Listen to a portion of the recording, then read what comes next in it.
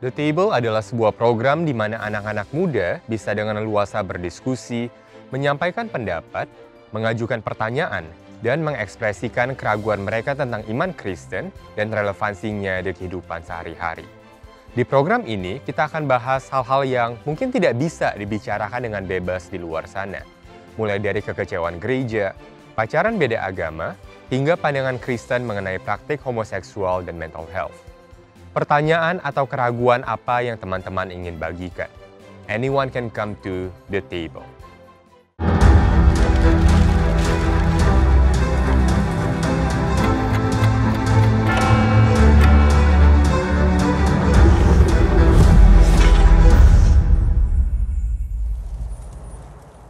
Kita tidak bisa pilih mau terlahir dari orang tua yang mana.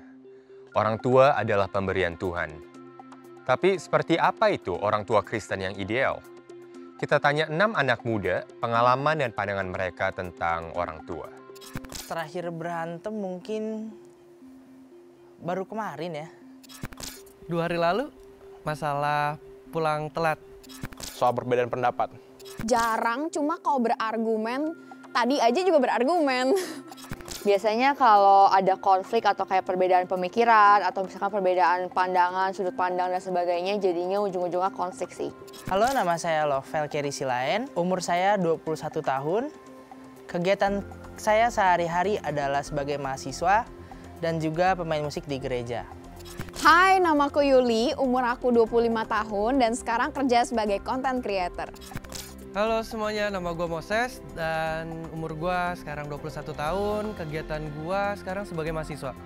Halo, nama saya Anastasia Audrey, umur saya 19 tahun dan kegiatan saya adalah acting, kuliah, dan kerja. Halo, perkenalkan nama gue Justin, umur gue 26 tahun, sekarang kegiatan gue adalah pekerja. Halo, nama saya Tasya, umur saya 27 tahun. Pekerjaan saat ini freelance content creator, talent, dan juga host. Kegiatan lainnya pelayanan di gereja. Aku lebih dekat ke mama. Ke mama sih. Lebih deket ke mama. Mama. Mama. Mama. Kayaknya kemarin baru ngobrol-ngobrol. Belakangan ini sih banyak banget sih yang diceritain. Soal kerjaan, soal cita-cita, terus juga soal cowok kadang, cinta-cintaan, semua hal sih. Sekitar 1 minggu yang lalu, biasanya cerita tentang keseharian, kejadian di kampus, atau lagi tentang tugas. Udah lama sih. Cerita masalah-masalah yang ada di tempat kerja, tempat kuliah, tempat sekolah. Sudah nggak inget cerita tentang apa yang lagi aku alamin sih. Terakhir sih udah lama banget sih, udah zaman SMA. Biasanya cerita tentang masalah sekolah aja sih. Minggu lalu, biasanya cerita tentang keseharian atau mungkin kayak relationship atau juga mungkin kayak masalah-masalah yang terjadi di sekitaran. Terakhir berantem mungkin baru kemarin ya. Berantemnya itu soal hal simpel sih, tentang parkir mobil. Soal perbedaan pendapat. 2 hari lalu, masalah pulang telat. Kemarin.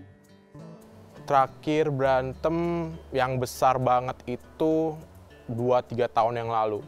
Soal perbedaan pendapat.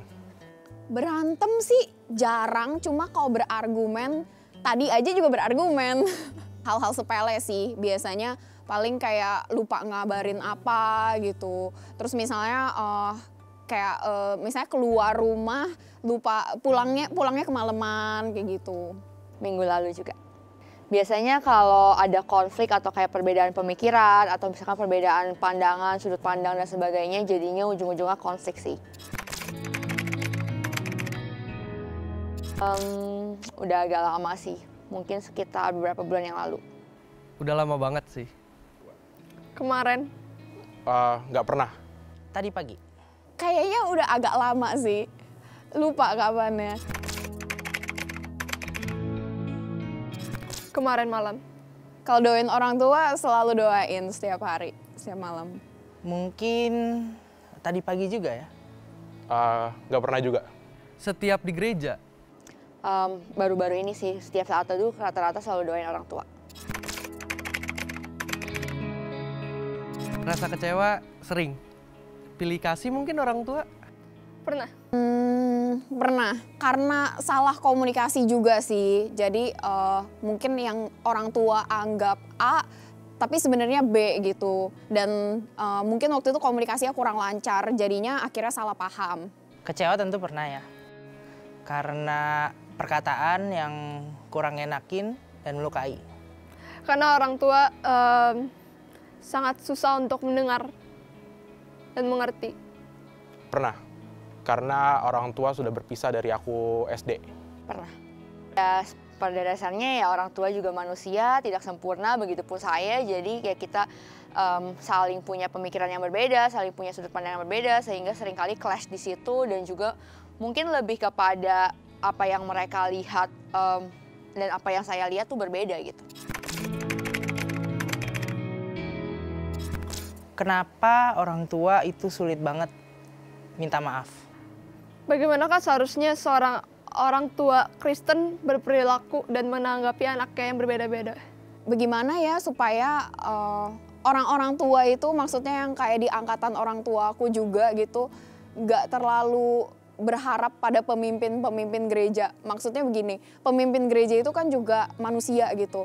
Dan kadang-kadang juga ada yang berbuat dosa. Dan pertanyaannya lebih ke gimana sih caranya mereka itu supaya mereka itu bisa memaklumi kemanusiaan itu gitu dan mengampuni juga.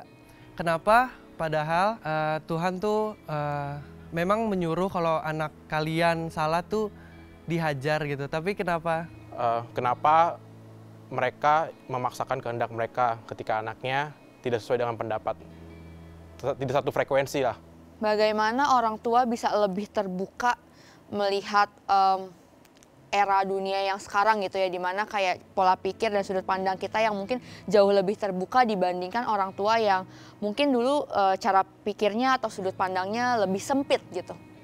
Yang bikin sakit hati gitu loh, kayak nggak dalam iman gitu.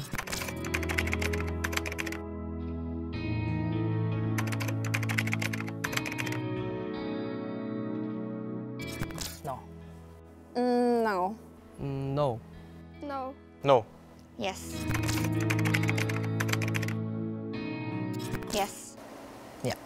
No. Yes. Yes. Yes. No. No. No. No. No. No. Kekurangan kita, kelebihan kita gitu, tapi mungkin orang tua kita bisa melihat itu, jadi dia lebih tahu sebenarnya. Cuman ya balik lagi apa yang sebenarnya kita inginkan juga harus disampaikan ke orang tua supaya orang tua juga mengerti sebenarnya mau kita apa. Orang tua sebenarnya kegiatan kita kayak gini aja sebenarnya orang tua jarang banget tahu gitu kan, detail-detailnya sekecil apapun orang tua jarang tahu. Jadi yang tahu baik buruk buat kita sebenarnya tuh diri kita sendiri sih.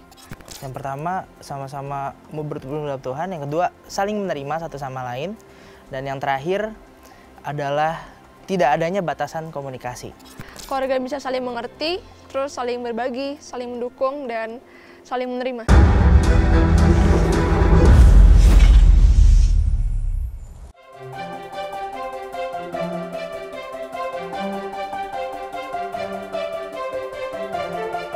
Menurut aku orang tua lebih bisa mengenal kita karena ya dia dari kecil udah mengurus kita dan orang tua udah melewati jauh lebih banyak dari apa yang kita lewatin. Jadi pasti dia lebih tahu apa yang baik atau yang nggak baik. Kadang kan kita nggak bisa melihat diri kita sendiri, kekurangan kita, kelebihan kita gitu. Tapi mungkin orang tua kita bisa melihat itu. Jadi dia lebih tahu sebenarnya. Cuman ya balik lagi apa yang sebenarnya kita inginkan juga harus disampaikan ke orang tua supaya orang tua juga mengerti sebenarnya mau kita apa. Orang tua mengerti dan tahu apa yang terjadi sama kita. Dan juga belum tentu kita bisa cerita apapun dengan orang tua kita. Menurut aku belum tentu karena zaman dulu dan zaman sekarang itu beda. Jadi pendekatan dalam kehidupannya tuh juga beda-beda. Tapi ya kalau misalnya orang tua mau yang terbaik untuk anak pasti iya. Dan dia nggak pernah mendorong anaknya ke hal yang buruk. Tapi untuk benar-benar yang terbaik untuk anak sepertinya tidak. Menurut saya atau menurut aku garam yang dulu itu sama yang sekarang juga beda. Sekarang ada mecinnya dikit. Akhirnya apa yang mereka nasihatin sama buat kita tuh bagus. tapi bisa jadi bahan pertimbangan juga buat kita. Tapi yang benar-benar tahu tentang baik atau enggaknya untuk kita itu adalah diri kita sendiri. Baik atau tidaknya itu untuk diri kita ya balik lagi ke diri kita masing-masing ya begitu. Jadi orang tua sebenarnya kegiatan kita kayak gini aja sebenarnya orang tua jarang banget tahu gitu kan. Detail-detailnya sekecil apapun orang tua jarang tahu. Jadi yang tahu baik buruk buat kita sebenarnya tuh diri kita sendiri sih. Kalau menurut gue sama, menurut gue adalah yang tahu diri kita dan diri kita sendiri dan Tuhan juga yang pastinya ya. Tapi yang menurut kemungkinan yang kita pilih itu kadang salah juga dan itu biar jadi proses perjalanan kita aja sih. Ada lah keluarga yang sempurna mah ada gitu. Cuman emang nggak yang mau sesempurna-sempurnanya keluarga yang nggak bakal sampai yang gimana pasti ribut mah ada lah gitu loh. Tapi keluarga sempurna apalagi dalam Tuhan tuh pasti ada kok. Ya kalau aku sih melihatnya nggak ada keluarga yang sempurna karena ya seperti dasarnya manusia nggak ada yang sempurna gitu. Apalagi keluarga terdiri dari beberapa kepala, beberapa manusia yang nggak ada sempurna, yang beda sudut pandang, beda pemikiran dan sebagainya. Jadi pasti seringkali ada crash, ada masalah dan ada ributnya. Jadi kayak nggak ada yang sempurna sih. Keluarga yang sempurna sebenarnya bisa dilihat dari berbagai macam sisi. Ada yang terlihat sempurna di sisi finansial, ada yang terlihat sempurna di sisi kedekatannya satu sama lain. Tapi kalau dilihat satu-satu, pasti ada kekurangannya masing-masing. Menurut aku tidak ada keluarga yang sempurna karena balik lagi setuju manusia nggak ada yang sempurna. Pasti punya pikiran yang berbeda, punya pandangan yang berbeda atau hal yang disukai yang berbeda. Kalau gue pribadi lebih setuju sama Lovel sih. Jadi nggak setiap aspek di keluarga kita tuh sempurna. Ada beberapa aspek pasti kita yang lemah di situ. Dan tugas keluarga adalah saling melengkapinya justru di situ gitu. Kalau menurut aku dari setiap manusia itu sendiri aja pasti punya kekurangan. Jadi kayak pasti ada cekcoknya. Walaupun kita lahir dari rahim yang sama gitu ya, antara saudara dengan orang tua yang satu DNA, kita pasti punya sesuatu hal yang beda. Jadi kalau misalnya ditanya soal kayak kesempurnaan pasti nggak bakal ada sih. Kalau dari segi manusia pasti awalnya udah kesel duluan sih dari awal. Tapi setelah aku pelajarin, setelah aku beranjak dewasa juga, lebih dijelaskan dengan baik-baik sih. Mungkin karena mereka tidak setuju, karena mungkin kita jelasinnya kurang detail atau apa. Dan baik lagi ya kita sudah jelasin dengan detail dan kita buktiin kalau yang kita lakukan itu benar sih. Setuju, kita juga memang perlu komunikasiin hal itu dulu sama orang tua kita. Jangan sampai dia itu salah paham, karena kadang ya pola pikir tadi ya garam dulu sama garam sekarang kan beda. Jadi kadang tuh mungkin mikirnya, itu kan salah, itu tuh dosa gitu. Padahal maksudnya bukan yang kayak begitu gitu. Jadi kita harus komunikasiin dulu secara maksimal, jangan sampai ada kesalahan. Terus kalau misalnya mereka masih belum setuju, tapi menurut kita masih benar, kita bisa buktikan dulu kalau hal itu emang menghasilkan sesuatu yang baik. Yang pertama pastinya ya berusaha diintrospeksi dulu juga, dipikirin sendiri gitu ke diri sendiri. Bagaimana sih apa yang kita rasakan, yang kita pikirkan, semuanya dicerna baik-baik baru dikomunikasikan gitu, baik ke orang tua kita atau ke keluarga kita. Dari situ ya coba dicari pengertiannya. Mungkin seringkali kita kurang mengenal orang tua kita, bahkan orang tua kita kurang mengenal kita gitu. Mungkin dengan komunikasi yang lebih baik bisa saling mengenal, di situ baru ada yang namanya mungkin kesinambungan nantinya. Tidak semua nasihat itu bisa cocok sama kita. Aku lebih cocok dengan konsep jadi ada filter di dalam hati kita untuk nerima nasihat orang tua. Setelah itu kita pertimbangin lagi dalam diri kita. Kalau misalnya ada yang nggak cocok pun kita harus komunikasiin juga ke orang tua kita. Kalau aku diterima dulu, aku evaluasi. Kalau sesuai dengan aku lakukan. Kalau tidak sesuai akan aku komunikasikan. Tapi kalau nggak diterima, aku buktikan kalau mereka salah. Mencintai satu sama yang lain, tidak pilih kasih, mendidik anak dalam iman dengan baik sih. Kalau menurut gue pribadi adalah keluarga ideal adalah keluarga yang melayani Tuhan bareng-bareng, terus nggak ada gap antara anak dan orang tua. Mereka itu bisa bebas berkomunikasi tanpa ada rasa takut satu sama lain, tanpa ngerasa dijudge, terus saling mendukung juga keputusan masing-masing, entah itu dari orang tua ke anak dan sebaliknya. Dan pastinya juga mengutamakan Tuhan dalam setiap apa yang mereka lakukan. Keluarga bisa saling mengerti, terus saling berbagi, saling mendukung, dan saling menerima.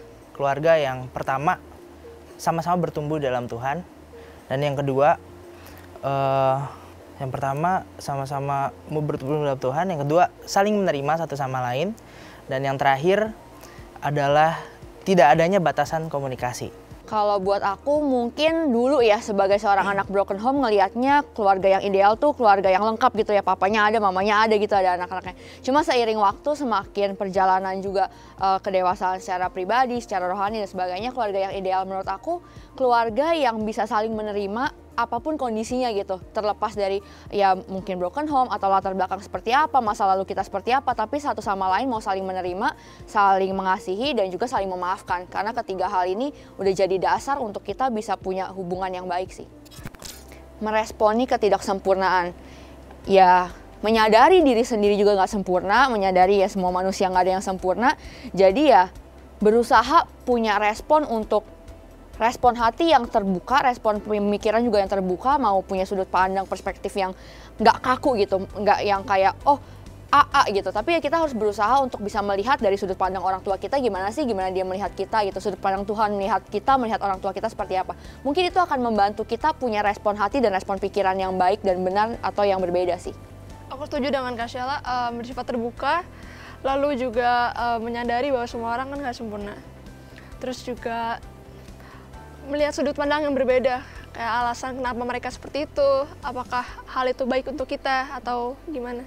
Pertama berusaha mengerti kondisinya juga, menerimanya juga, karena terkadang mungkin yang kita anggap kekurangan itu sebenarnya bukan kekurangan, itu cuma clash aja karena kita mungkin kurang komunikasi, kurang membangun hubungan sama orang tua gitu. Tapi pada dasarnya aku percaya kayak yang tadi aku bilang, orang tua itu nggak punya niat buruk sama anak-anaknya. Jadi yang penting cara gimana kita komunikasi dan menerimanya aja. Atau mungkin kita juga bisa sih kayak ngasih masukan ke mereka, tapi ya udah kalau nggak dengerin ya udah gitu, mereka tetap orang tua kita dan kita tetap harus sayang sama mereka gitu. Yang pertama pasti kita harus tetap menerima mereka apa adanya. Dan yang terutama adalah kita harus tetap menghormati mereka apapun kondisinya. Karena sebagaimanapun kondisi mereka atau kebiasaan mereka, buruknya segala macam, mereka dititipkan itu udah orang tua yang paling terbaik buat kita. Nanti mereka sebagai wakil Tuhan untuk setiap kita di rumah masing-masing.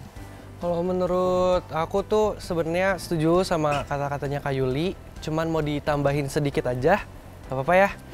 Jadi aku mau nambahin sebenarnya kita anak muda, kita yang harusnya jauh lebih ngerti sama orang tua kita sih, karena mereka udah tua gitu, ibaratnya cara pola pikir mereka udah kayak gitu-gitu aja gitu.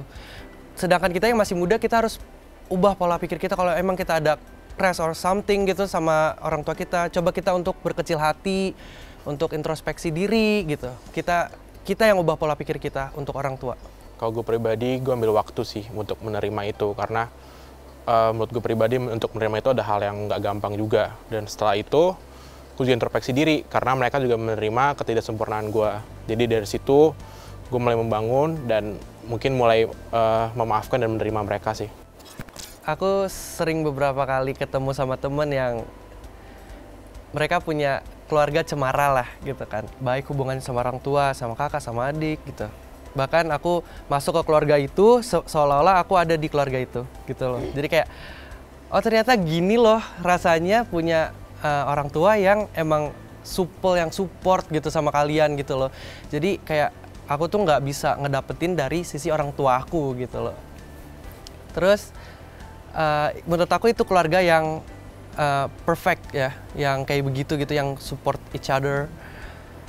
Kurang lebih sama sih, maksudnya yang diinginkan gitu ya, mungkin ngelihat dari keluarga lain dari dulu gitu ya, mungkin kebersamaannya itu ya, kebersamaan kayak mungkin papa mamanya lengkap sama anak-anaknya, sering pergi bareng, makan bareng gitu, terus juga mungkin liburan bareng dan sebagainya, mungkin melakukan segala sesuatunya bareng-bareng dengan penuh sukacita, itu yang mungkin kayaknya pengen gitu.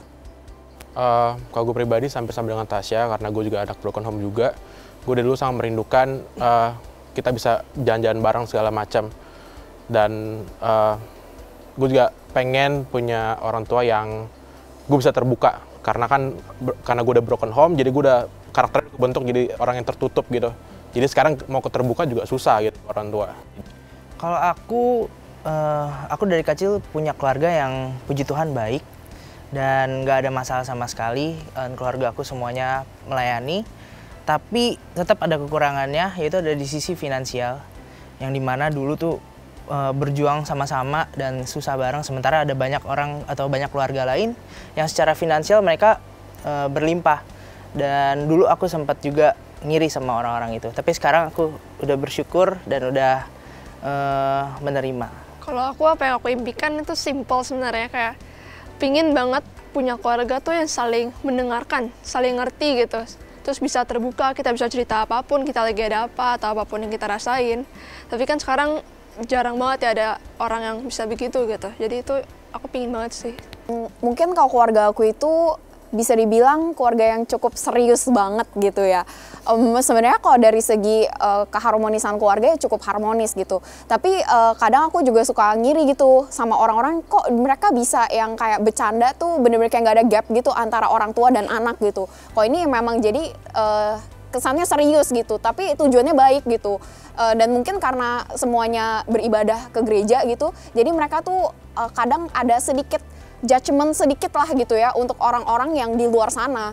Walaupun aku sendiri nggak melakukan hal yang di luar sana gitu, tapi mereka tetap yang kayak agak terlalu melindungi anaknya supaya anaknya berada di dunia fairy tale yang mereka ciptakan gitu.